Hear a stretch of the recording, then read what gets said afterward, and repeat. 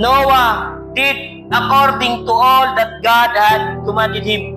Kung ato sabton pag-ayo ang narrative, nakita sa Dios ang kalibutan nga grabe ka wicked ang ilang binuhatan, grabe ka sasala na ang binuhatan sa mga tao niining panahona. Nakadesisyon siya nga iyang papason ang tanan nga iyang binuhat kauban ang kalibutan. Pero pag-abot sa verse 8, naa si Noah.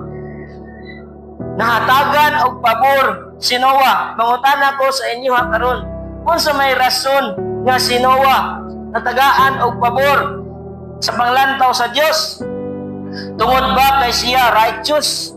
Tungod ba kay siya blameless? Tungod ba kay siya naglakaw kauban ang Dios? No. Dili. Nganuman, kay atong sabton pag-ayo ang narrative, una nga nasinati ni Noah ang grasya.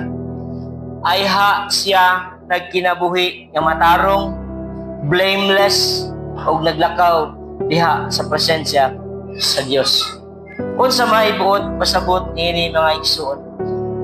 During sa time sa preservation, makita nato ang arka ni Noah nga maoy maghatag og pahinumdom sa grasya sa preservation ni Lord para sa human beings. Nainig makita ni Noah ang arka, iyang pahinumduman ang grasya sa Dios nga gipasinati sa ilaha, hinungdan nga iyang pamilya og siya og iyang mga anak kauban ang pamilya sa iyang mga anak nagpabiling buhi.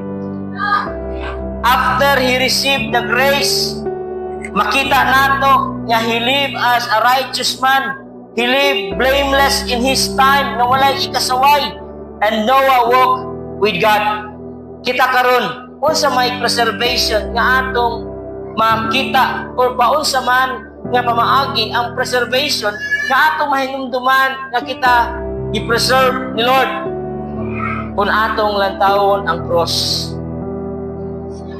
So dihang atong lantawon ang cross, atong mahinumduman kung paunsa kita i-preserve ni Jesus, not only by His grace na kita nahimo na nagpabilin karon nabuhi uban kaniya. Mauna, kung atong hinumduman ang cross, it is all about the favor nga gihatag ni Lord kanato. Sama kang Noah nga maglantaw siya sa arka, makita niya ang pabor nga gihatag ni Lord sa iyaha o ang iyang pamilya. Na ay mga tao nga dili ganahan maglantaw sa cross, pero kung atong tan-awon og sabton pag-ayo ang Biblia, it was only through that cross. Kasi bisan kinsa nga mutuo og mudawat kaniya nga gilansang diha sa cross sa Kalbaryo, ma-preserve ang iyang kinabuhi ug dili lang siya, si Noah, bisan ang iyang pamilya.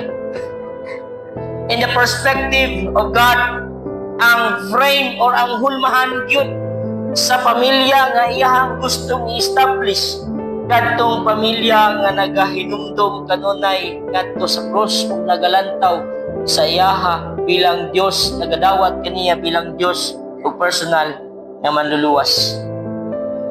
Igsoon, kumusta man ang atong kinabuhi karon?